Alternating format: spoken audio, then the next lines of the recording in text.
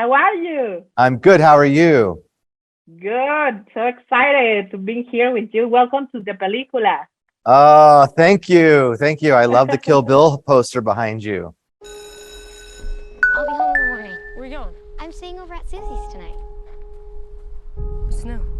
The flyer. The papers call him the grabber. I wish you wouldn't call him that. You don't actually believe that story, do you? Because he can't hear you, and he doesn't really take kids that safe. Well, I want to start asking you. The Black Phone is a Joe Hill's adaptation. Why did you choose this story? What did you saw in that? Well, I had read the story a long time ago when it was first published. That was like 16 or 17 years ago. But I always liked the fact that this short story was both a serial killer story and a ghost story. And I had never seen those two things put together in one tale before. And at the time that I wanted to make another film, I felt like Joe's story was original, but I also had really been thinking a lot and talking a lot about my early childhood and what middle school was like for me. And so there's a lot of my personal history in the movie. Oh, you goof. Well, isn't that just peachy keen? You need some help? You see that? Yeah. Would you hand me my hat? Yes, sir. I am a part-time magician. Are those black balloons in there? Would you like to see a magic trick?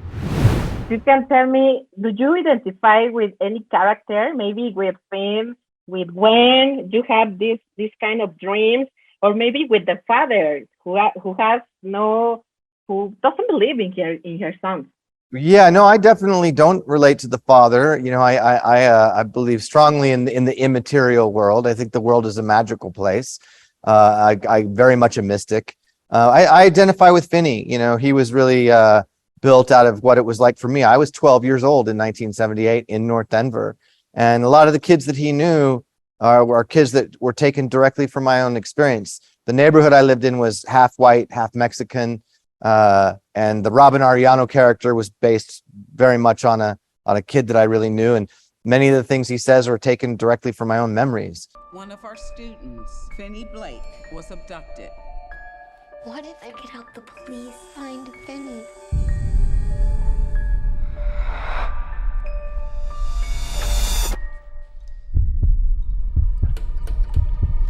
Doesn't work. Not since I was a kid.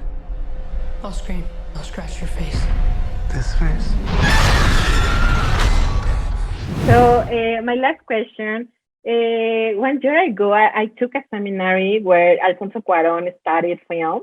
And one teacher told us the first thing that one director do and think is where I'm going to put the camera. Is that true? Or what did Scott Derrickson did? Oh, I think the placement of the camera is one of the primary things that a director chooses.